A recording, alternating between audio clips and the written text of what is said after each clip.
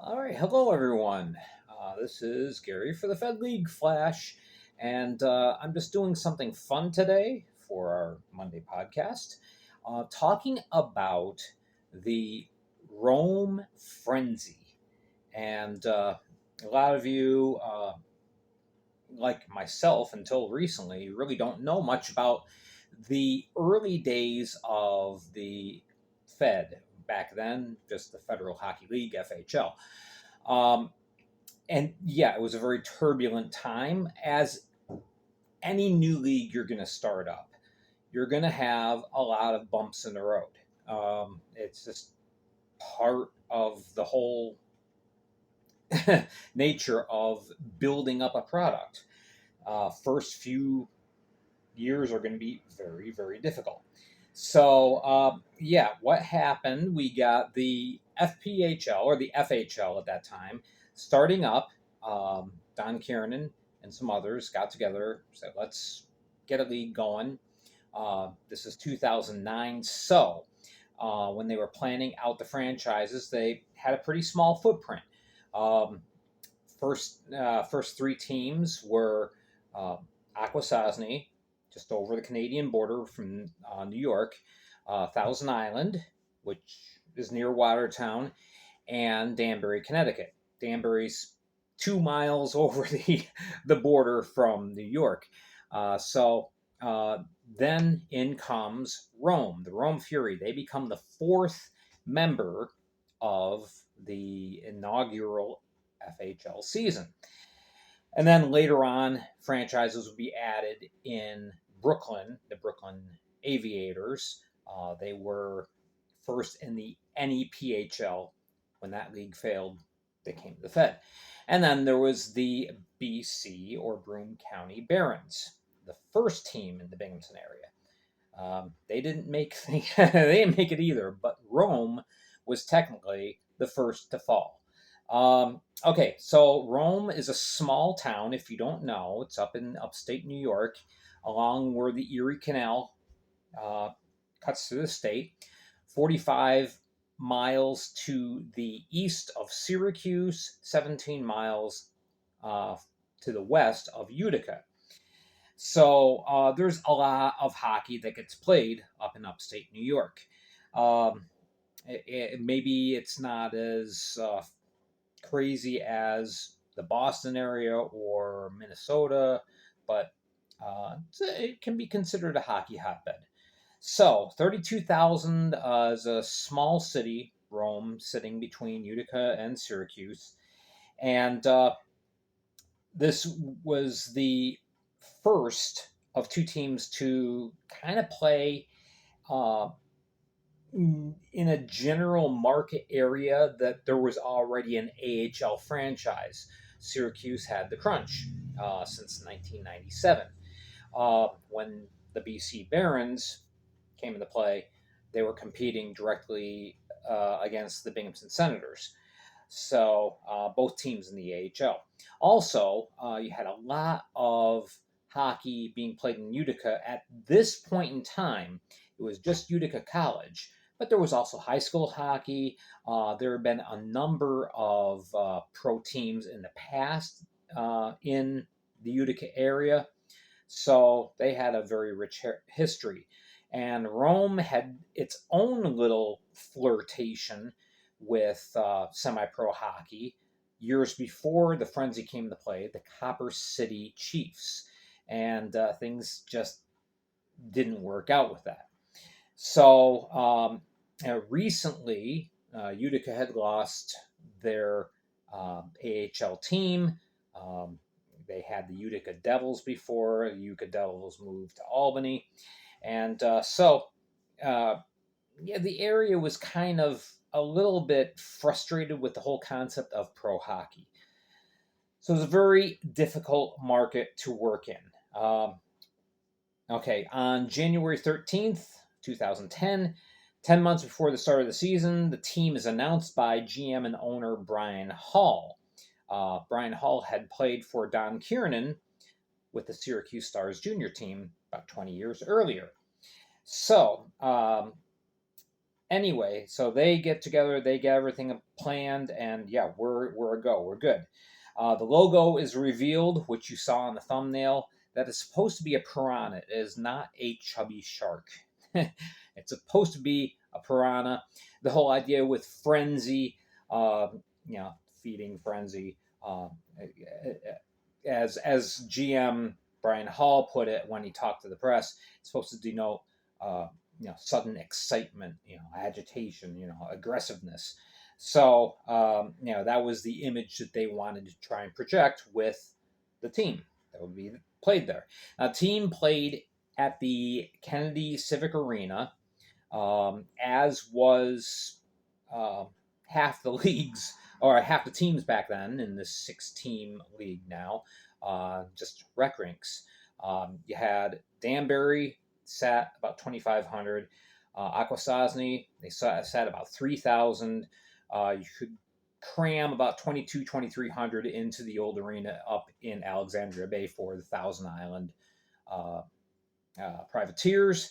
And then Brooklyn had a facility that sat approximately 2,500. And then you had these little rinks like Rome, seating 1,200, and same seating for the BC Barons. Just wooden bleachers set around a rink. So anyway, the arena's set. They're all set to go. The budget is set at approximately $400,000.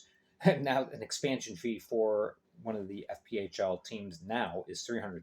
So your initial operating budget is going to be a lot more now. But back then, $400,000. That included running the salary cap, cost of utilities, and paying everybody in the office, that kind of stuff.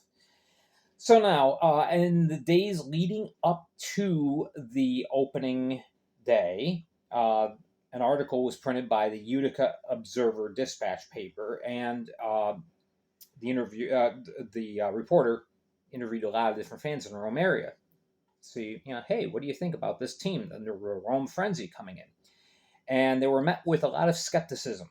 A lot of people just said, I don't know about this. We haven't had a good history in this area with pro teams in the past.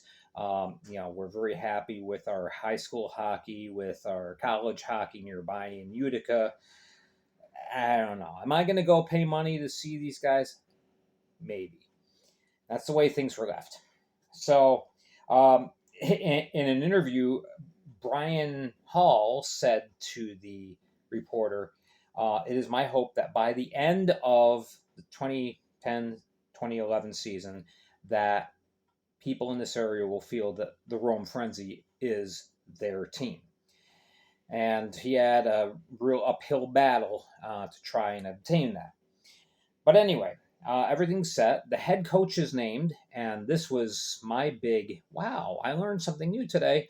Gary Gill was the coach of the Rome Frenzy.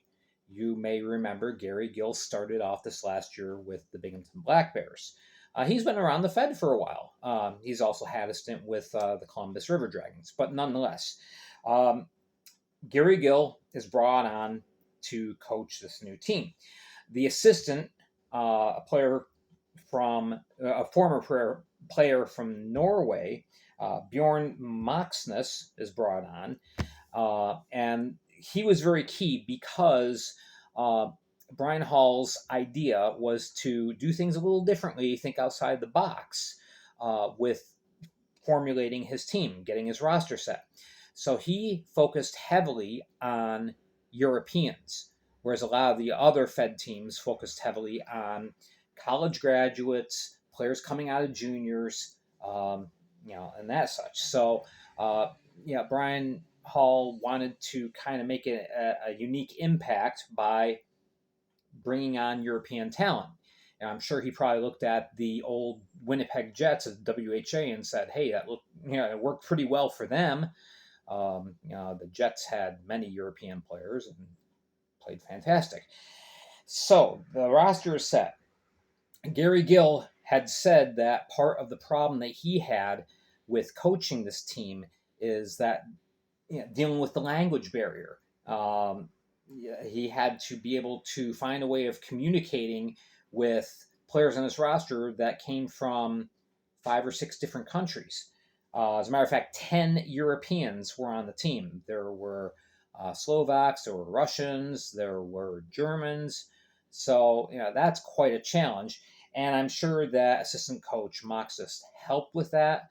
As a matter of fact, Gary said that yes, he did.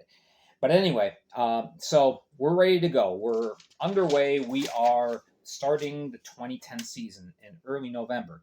Now, some of the leaders on this team, Tibor Varga from the Czech Republic, led the league actually in this first season with 45 assists, 72 points, which was second best in the league. Leading goal scorer was Vincent Nucci, had 34 goals in the 46 games played. Will Laporte got 117 penalty minutes to lead the team.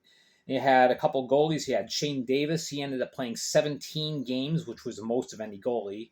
The team would use 6 goalies throughout the course of the year. And but he only had a record of 3-11-3. This is kind of jumping the gun a little bit, but Rick Scarcella, he played the best. He had a goals against of 4.23 and an .881 save percentage. But late in the year, he ended up getting shipped off to Thousand Island Privateers. This was really tough because this team was very top heavy. There was only 6 players that scored more than 10 points total over the course of the year. Only 3 players on the team averaged more than a point per game. This team was hurting for offense, and defensively, they weren't very good either. As you see with their record, at the end of the year, it was 11, 28, and 7. They scored 166 goals and gave up 246. 246, that was the most in the league. So they started off pretty good. Got a win opening night on the road in Akwesasne. Second game was kind of more coming back down to earth. I'm sorry, the win was against the Thousand Island Privateers. Then they went to Akwesasne, lost 11-4. So they come home 1-1 for the first home game, and Brian Hall said, "Wow, this is great. The line's out the door for fans to come in." Well, this is a small rec rink. Delaware Thunder had people lined up out the door because there's only one door to get in. This was the case at the Kennedy Arena as well. 477 was the announced attendance for the home opener, which was a 6-3 loss to Akwesasne. The team Rome led 2-1 going into the third period and then gave up 5 goals. But it was a fairly promising start with the attendance. Unfortunately, that was the biggest crowd at home that Rome would play in front of. Next game, 5-4 overtime win. Only 243 fans showed up. Then the next 3 games, 232, 162, 257. Well, after 8 games, they're playing pretty decent. They're 3-4-1, but they're just not drawing fans. Then the wheels really came off. They went on a big losing streak that pretty much plagued them throughout most of the season. They ended up, in their final 10 games that they played, they went 2-7-1. And, that wasn't that good. Finally, the last game, they go to Danbury, February 5th. There's still 3 weeks left in the season. They lose 6-3, and then they say, "We're done." Now, the announcement was not made by anyone from Rome. The announcement was made by Danbury Whalers CEO, Herm Sorcher. He goes to the press and said, "Yeah, I was told Rome's done." So now you got 3 weeks left, and now everybody's playing an unbalanced schedule because Rome said, "We don't have any more money to operate."